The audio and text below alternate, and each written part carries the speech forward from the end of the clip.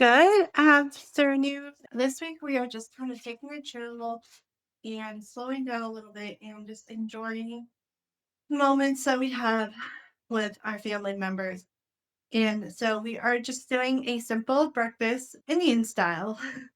So we are going to do a scrambled egg masala. Twice a week I do eggs, bacon, and biscuits. So that's what we're gonna do today is I'm just gonna stick with that typical routine. And we are gonna add in our Indian. So I have my eggs all ready. But before we do that, the thing with breakfast is that if you're doing a multiple breakfast like this, you want to time it right. So you want to make sure that everything is done at the right time, at the right moment. So you want to think what's going to take the longest to make. And that's my air fryer. It's ready for my biscuits. But we're going to go ahead and get our bacon ready. So I'm using a pan here. I love using this pan for bacon. This is like the only pan I use for bacon unless it's absolutely dirty. But I love this because it has a rack in it and the airflow underneath it helps the bacon to get nice and crispy. And it helps it to cook a lot faster too. So this is a Pamper Chef pan. It's part of a Brilliance collection. So I'm just gonna go ahead and we're gonna place our bacon onto our pan. And breakfast shouldn't take more than 20 minutes to make. So basically the way I do my breakfast like this is here's the easy way. If you don't want to touch the raw bacon, guys, you squeeze loosen the wrapper. It slides right out. And then you don't have to worry about necessarily touching that part. You can always that rips off super easily. So again, some people don't are not fans of touching that raw, greasy stuff, and that's all good. You want to make sure you can overlap it, but you got to make sure when you overlap it that that it's not completely overlapped, just a little bit. This bacon is very thin. If it's a thinner bacon, feel free to overlap it because it's going to take quicker to cook. So baking it, so this whole meal shouldn't take more than 15-20 minutes. So basically, once you get the bacon in the pan, you should just move right along to start your biscuits. They should take about 10 to 15 minutes, depending on how you make them and the pan that you use. Unless you're doing homemade biscuits, then that's a whole nother ballgame. While your bacon and biscuits are cooking, you make your eggs and breakfast will be all ready at the same time. So there's some time saving tips for you guys. This is a breakfast that you can make and everything will be done at the same time if you plan it and execute it properly. That's the key. So once we get our bacon spread out here, and these pieces are very thin. The trick when you pull in bacon apart, here's another hack for you guys.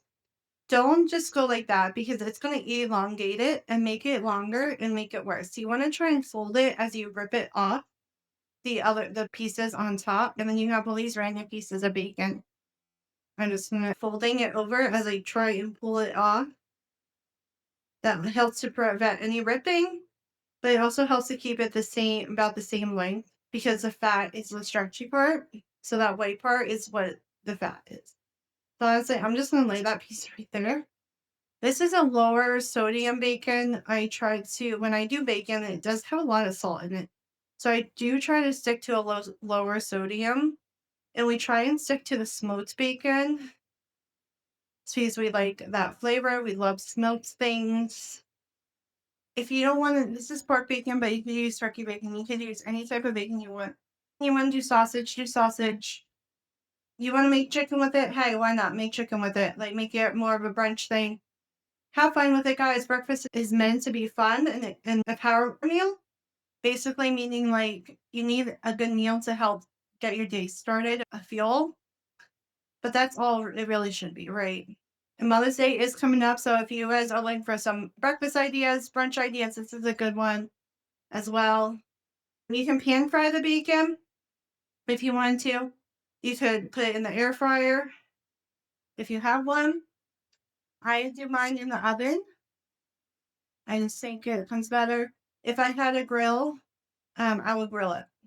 So you can make bacon multiple ways. You can even microwave it if you really wanted to go that route as well. Have fun with it. Again, you do it however you like. Most people will either pan fry it or air fry it. And we're gonna get our bits ready to go. And then we can start on our eggs. And that is the most critical part is where our Indian inspired is coming from. So I have the bacon at 400, and I don't find it. I just kind of smell it because you know bacon is done when you can smell it. So another tip for you is if you don't need a timer, don't use one. All right, so I'm using a stone pan for my biscuits. If you use a stone pan, you do want to preheat it because then it decreases the risk of the biscuits sticking to the pan itself. You can oil it. We love the Pillsbury biscuits. The kids like pop in the can. So this is a good activity for the kids if they were around. You can hand them the biscuits, have them put them on the pan very carefully. Again, it's hot. You can also make these in the oven. I do these in the air fryer. You know, I could easily do them in the oven. So you get 8 biscuits in one of these cans. So we always end up having at least 1 or 2 biscuits left over, so it works out well. And we can always have these later. You could make these with make them in soup or chicken dumplings or something like that. All right, so I have those in at 350 for about 12 minutes. All right, now we're going to get to our eggs. But before we actually mix up our eggs, we're going to get the topping together. So we have a red pepper we're going to dice up and put a little bit of this to our egg mixture as well. So as you guys know, Indian dishes are full of spice and flavor. So this is a peppercorn again from Chef. It simply just cuts the top out and then it comes with a little scoop. And you can scoop out all the seeds and the leftovers in there. I'm not going to use all the pepper. I'll probably just use like a quarter of it. Because honestly, I don't think my kids are going to eat this dish with all the stuff in it. So I'll just make them something else. You can save the peppers if you wanted to for soup. So I'm going to just use a small knife here. A trick to cutting a pepper is if you look at the bottom of the pepper and you see these ridges, you're going to cut along those ridges and you're going to get a nice clean cut from them. And I forget exactly which one is which, but the ones with 3, I think, are males. The ones with 4s are females. And I think it's the females that tend to be a little bit sweeter than the males. So when you're going to the grocery store and you want a good sweet pepper, you want to look for those as well. And peppers are like a stop traffic light, right? So if you have a yellow pepper, a green pepper, that means like it's still growing, like growing go. A yellow pepper means it's getting there, right? It's about teenager. A red pepper is a mature, stop growing, pick me type thing. You can eat all 3 different colored peppers if you wanted to. Now, here's a question for you. When you're doing toppings with your eggs, do you mix them in with the eggs or do you put them in the pan? I do both. I find the combination of both work. And also you add in some tomatoes to this because basically this is a type of curry, right? So, but we're not going to throw the tomatoes in just yet. We're going to actually cook the tomatoes after. So I'm just going to slice these up a little bit in a small diced way. And we can go ahead and get our pan preheated. So again, we're using a stainless steel here. So I'll bring you guys over to here, turn you guys to the stove. So we're going to just go ahead and get that hot. We're going to keep cutting up some tomatoes here. The recipe does call for 1 large tomato. But again, I honestly don't know how much of this my kids will eat, so we're just going to go with that. All right, we also have some fresh spring onions, or green onions, as they're called. These are actually my fresh ones that I grew right in my windowsill. So I'm excited to use these up because these are actually kind of dying a little bit. So we're going to go ahead and quickly chop these up as well. I do have tools for this, guys, but I just thought this would be easier. So these are super easy. You just have to hold them still because these like to wiggle when you cut them. Again, you can cut them up as small or as little as you want, but we're not doing anything with them just yet. All right, we're going to go ahead and get our egg mixture ready. So again, we have our peppers in here. And there's a couple of great tips because with this recipe, you want like the fluffier eggs. So one of the ways you can do that is by adding milk, or I like adding heavy cream to my eggs. It just adds that little fluff. But you don't need a lot. You only need a tiny bit. The other thing you want to do is make sure you're using a whisk with your eggs. You could use a fork too, but I feel like a whisk works a little bit better.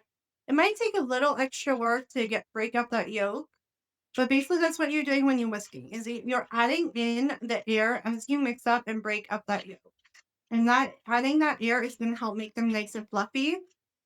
Obviously, that whipping cream is going to help to get them a little bit fluffier too. Notice how I'm not adding any seasonings to this. Again, because this is a curry, so we need to start make that base, right? And this is strictly a tomato base and with our seasonings, and we'll talk about those in a minute. But you can see how nicely that color is changing. So you know, like, you want that deep yellow color. That means that the yolks, they're getting in there, they're getting breaking apart. If you want, you could add a little bit of salt to your egg mixture. What the salt does is it actually break apart the egg. When you want to be careful because this can be very hard on your hands. It's all in the wrist. It's not in your fingers. It's not in your hand. It's actually all in the wrist. So it's a simple up and down motion. And again, you're basically just doing arm circles. You're doing wrist circles with a tool. All right, I think we're looking good. Everything's a nice even yellow color. All right, awesome. So we're just gonna leave it there for a minute. And I'm just gonna drop a tiny bit of oil in our pan to see if we got the sizzle. It's definitely hot, yeah. I'm just gonna drop a little bit more oil. I don't need a lot, just a tiny bit. Yeah, it's definitely hot. I think we're good. And we're just gonna let that oil heat up a little bit. All right, I'm gonna move you guys over here. So because now we are done over on the counter, we're now moving to our stove. You can always add other toppings to the dish as well if you wanted to. I'll just turn it down, get your little burns. I think we're good. I might too much oil. All right, so what we're gonna do next, we're gonna go ahead and add in our onions that we just chopped up. If you are wondering why I have a sport hockey jersey on, in the NHL hockey league here in the United States, and it's playoff season, and my team is getting playoffs like the first time in several years. So that's why because our pan is super hot and it's not gonna take very long.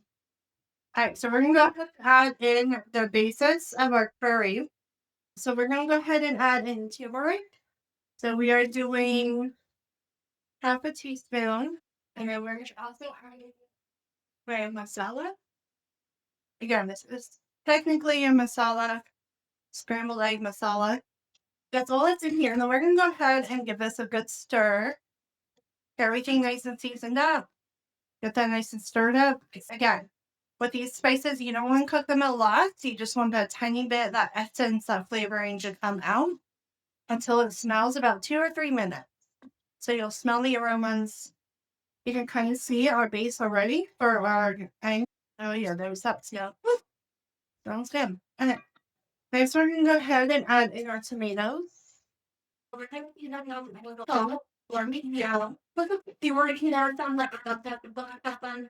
Typically, there's have chili pepper in it.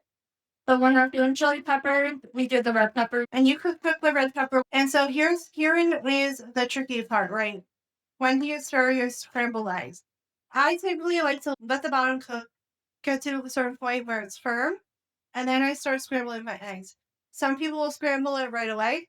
You do again whatever your family likes. Go ahead and start scrambling. But also, when you scramble them in the pan like this, you can also make them a little bit more fluffy as well. Remember, our pan is super hot, so I'm not going to turn it up. And when you're still doing stainless steel, if your pan is really hot, it will stick, right? So we're going to kind of keep it where it is. We're starting to get some of those eggs to show up and cook. We don't want these to be brown at all. Basically, this dish requires a fluffier. Just kind of take it off the heat when it's just wet. Because eggs do cook after they are taken off the heat source because they are hot on the inside. So they kind of do cook themselves.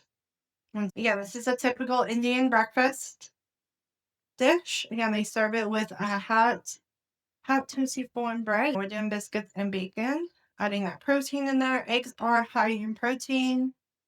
And you can customize this too. Like if you want to add mushrooms to this, you could spinach, whatever you wanted to. You could add your own vegetables, broccoli, onions. Let me know if you guys season your eggs. I would love to hear. I might turn it up a little bit.